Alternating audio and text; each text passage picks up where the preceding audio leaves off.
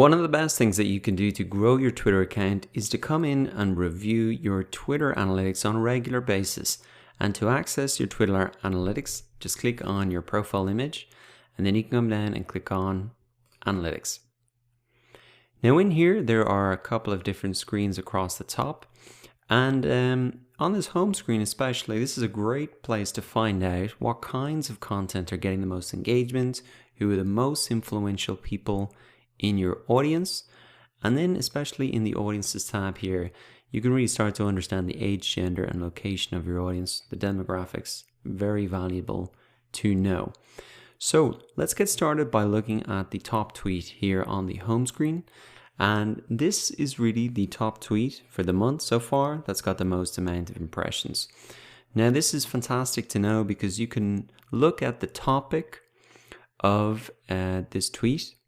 You know, what were you really talking about here? You mentioned somebody, maybe that resonated with the audience, that got a lot of likes. You can continue to create more content around that topic going forward because you know that's popular with your audience. You could also essentially reshare this tweet throughout the month or next month with slightly different wording so that you're continuing to maybe share that popular content out. Now what you can do in terms of looking back at your other top tweets as well is look at the format as well. Did you include an image? Did you include a video? Are you seeing a lot of differences in terms of impressions when you change up the format? And that's something that you can test out and then come into your analytics to really see, did that make a difference or not?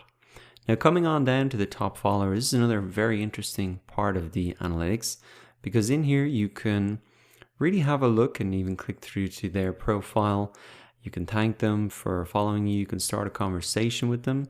Maybe if they have a similar audience, they might have a blog or a podcast, then you could say, hey, you know, maybe we could do a guest post. I go on your site, you go on my site, etc. if they have a similar audience. Now you will need to go in and really click through, see if that is a legitimate account and maybe they just bought the followers. So you might want to check that out. But going down through even the previous months, you can see who are their types of followers, what type of content they put out, is there a good match there? And maybe you could do something like a guest post or a podcast, or maybe just even connect with an influential person online. Now over here, we also have the top mentions. So this is a tweet in which someone mentioned you that got a lot of engagements. So you can look at these top mentions, maybe thank them again, retweet them, and in future try to encourage your audience to mention you or engage with you on Twitter, because you'll be shared not only, the person who mentions you, you'll be seen not only by all of their audience, but your audience as well if you retweet it. So it's a great way to kind of, if you can get more mentions, it's just a great way to create content for Twitter that you can retweet, and also then you can really get in front of other people's audiences as well. So encouraging people to connect with you and mention you on Twitter is just a great way to get more impressions. Now coming across away from the home screen, we do have a tweets tab here, which can be interesting to look at, to get a look at your total number of impressions over the last, say, 28 days. You can change the period here. You can export the data here as well if you want. And so again, not only looking at your top tweets, but also looking at some of your other tweets to see how they performed against each other. And that'll just give you a more in-depth look and metrics for all of your tweets. Now in here in the audiences tab, this is pretty interesting as well. You can see a lot of their interests here. Which can be interesting. I think Twitter gets a lot of this information from partner sites, including like the average income of your audience, etc., what they're interested in. So it's pretty high level stuff, to be honest. Take it with a pinch of salt, but it can just be interesting to come in and look and see, does that kind of match up with the audience that you're trying to attract? And probably the most valuable tab here is the demographics. You can see male or female split in your audience, 60-40 there.